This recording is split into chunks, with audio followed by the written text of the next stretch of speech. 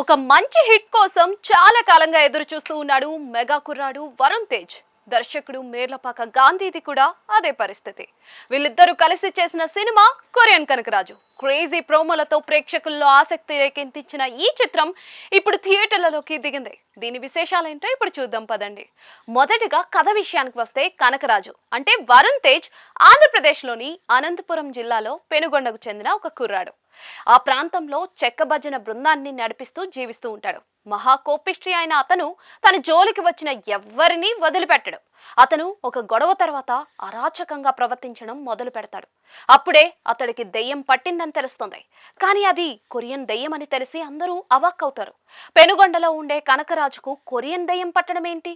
ఇంతకీ ఆ దెయ్యం కథేంటి? ఈ దెయ్యం బారి నుంచి కనకరాజు తప్పించుకున్నాడా లేదా అన్నదే మిగతా కథ.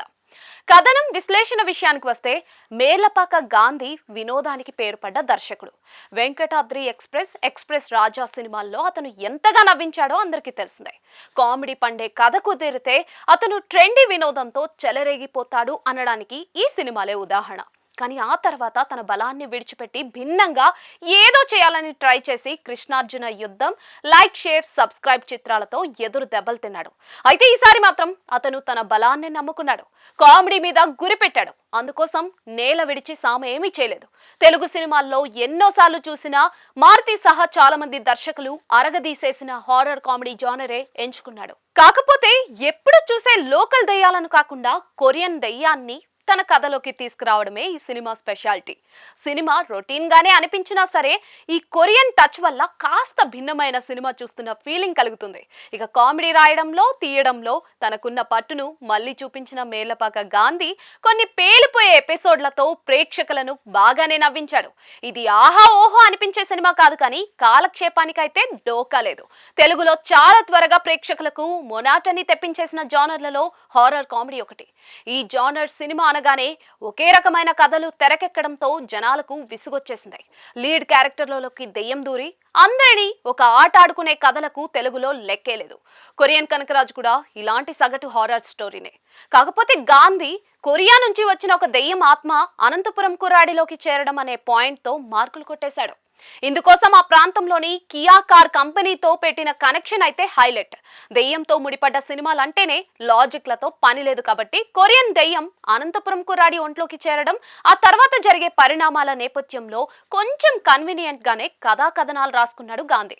మూల కథ వరకు బాగున్నా, కథను మొదలుపెట్టిన తీరు బాగున్నా, ఆ తర్వాత దాన్ని నడిపించిన విధానం అంత ఎగ్జైటింగ్ గా ఏమీ కనిపించదు. హీరో పరిచయ సన్నివేశాలతో మొదలుకొని కొంతవరకు చాలా సాధారణంగా అనిపిస్తుంది కొరియన్ కనకరాజు. కానీ కనకరాజు పాత్ర మామూలుగా అనిపించినా అతడిలోకి కొరియా ఆత్మ చేరాక మాత్రం కథ ఊపందుకుంటుంది. క్రేజీగా మారే హీరో పాత్ర, దానికి తోడు పక్కనే సత్య లాంటి తిరుగులేని కామెడీ టైమింగ్ ఉన్న నటుడు. ఇక వినోదానికి డోకా ఏముంది? హీరోను కూడా డామినేట్ చేస్తూ సత్య పండించిన వినోదంతో కొరియన్ కనకరాజు ప్రేక్షకులకు కావాల్సినంత వినోదాన్ని పంచుతుంది. ముఖ్యంగా కొరియా కొరియా అని అరుచుకుంటూ సత్య పరుగులు పెట్టే ఎపిసోడ్ బాగా పేలింది. సెకండ్ హాఫ్ లో కూడా క్షుద్ర పూజల నేపథ్యంలో వచ్చే మరో ఎపిసోడ్ సినిమాకే హైలైట్ గా నిలిచింది. హీరో అండ్ కో కొరియాలో అడుగు పెట్టాక కాసేపు విసుగు పుట్టించే కొరియన్ కనకరాజు ఈ ఎపిసోడ్ నుంచే మళ్ళీ పుంజుకుంటుంది. ప్రథమార్థంలో నెమ్మదిగా మొదలై తర్వాత పైకి లేచినట్లే రెండో అర్థంలో కూడా సినిమా కాస్త కింద పడి మళ్ళీ పైకి లేస్తుంది. హీరో శరీరంలోకి చేరిన కొరియన్ ఆత్మ కథ అయితే అంత ఆసక్తికరంగా లేదు. తన ఫ్లాష్ బ్యాక్ గురించి ఏదో ఊహించుకుంటాం, కానీ అది తేలిపోయింది. కథ కొరియాకు షిఫ్ట్ అయ్యాక ఒక దశలో కొరియన్ కనకరాజు బాగా బోర్ కొట్టించేస్తుంది. కానీ అంతలో సత్య అందుకుని మళ్ళీ ప్రేక్షకులను నవ్వుల్లో ముంచెత్తాడు. కొరియన్ మేకోవర్ తో వరుణ్ తేజ్ పర్ఫార్మెన్స్ కూడా ప్రేక్షకులను ఎంగేజ్ చేస్తుంది. చివర్లో ట్రెండ్ కు దగ్గర డివైన్ యాంగిల్ జోడించి తీర్చిదిద్దిన క్లైమాక్స్ కొందరికి నచ్చొచ్చు, మరికొందరికి రుచించకపోవచ్చు. చివర్లో ఇచ్చిన ఫినిషింగ్ టచ్ లో మాత్రం గాంధీ మళ్ళీ తన మార్క్ చూపించాడు. ప్రేక్షకులను నవ్వులతో థియేటర్ నుంచి బయటకు పంపించాడు. ఓవరాల్ గా చెప్పాలంటే కొరియన్ కనకరాజు స్టోరీ ఫార్మెట్ కొత్తది కాకపోయినా డిఫరెంట్ బ్యాక్ డ్రాప్ వల్ల వెరైటీగా అనిపిస్తుంది. సినిమా ఫుల్ ఫ్లోతో సాగకపోయినా టికెట్ డబ్బులకు సరిపడా నవ్వులనైతే పంచడంలో మాత్రం విజయవంతమైంది. నటీనటుల విషయానికి వస్తే వరుస ఫ్లాప్ల తర్వాత వరుణ్ తేజ్ బాగా టైం తీసుకుని తనకు సూట్ అయ్యే పాత్రను కథనే ఎంచుకున్నాడు. బాగా పర్ఫామ్ చేయడానికి స్కోప్ ఉన్న పాత్రలో అతను ఆకట్టుకున్నాడు. తన భారీ విగ్రహం దెయ్యం పాత్రకు ప్లస్ అయింది. మరో హీరో చేస్తే ఇంత ఇంపాక్ట్ ఉండేదా అన్న ఆలోచన కలిగేలా అతను ఈ పాత్రలో బలమైన ఇంపాక్ట్ చూపించాడు. దెయ్యం పట్టాక వచ్చే మార్పులకు అనుగుణంగా అతను చూపించిన బాడీ లాంగ్వేజ్, ముఖ్యంగా కొరియాలో వచ్చే మేకోవర్ లో వరుణ్ తన ప్రత్యేకతను చాటుకున్నాడు. హీరోయిన్ రితికా నాయర్ క్యూట్ గా కనిపించి ఆకట్టుకుంది. ఆమె పర్ఫార్మెన్స్ గురించి ప్రత్యేకంగా చెప్పుకునేలా లేకపోయినా కూడా ఓకే అనిపిస్తుంది. ఇక సత్య గురించి చెప్పేదేముంది, చిన్న హింట్ ఇస్తే అల్లుకుపోయే అతడికి అదిరిపోయే క్యారెక్టర్ పడింది.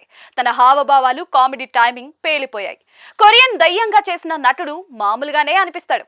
అవసరాల శ్రీనివాస్ గురించి ప్రత్యేకంగా చెప్పుకునేలా ఏమీ లేదు. వీటీవీ గణేష్ నవ్వించలేకపోయాడు. సునీల్ పాత్రకు పెద్దగా స్కోప్ లేదు. మిగతా ఆర్టిస్టులంతా కూడా మామూలే. సాంగీతిక వర్గం విషయానికి వస్తే కొరియన్ కనకరాజుకు తమను అందించిన సంగీతం అనుకున్నంత ప్లస్ కాలేదు. రాసా గుమ్మాడి పాట ఒకటి ఓకే, మిగతా సాంగ్స్ అన్ని కూడా సాధారణంగా సాగిపోయాయి. తమన్ బీజిఎం ఎగుడు దుగ్గుడుగా సాగింది. కొన్ని చోట్ల బాగున్నా కొన్ని చోట్ల ఆల్రెడీ విన్న ఫీలింగ్ కలిగిస్తుంది. కథలోకి కొరియన్ యాంగిల్ రాగానే మనం చూస్తోంది కొరియన్ కనకరాజువా లేక ఓజీనా అనిపించేలా అవే సౌండ్స్ తో చాలా వరకు సినిమాను లాగించేశాడు.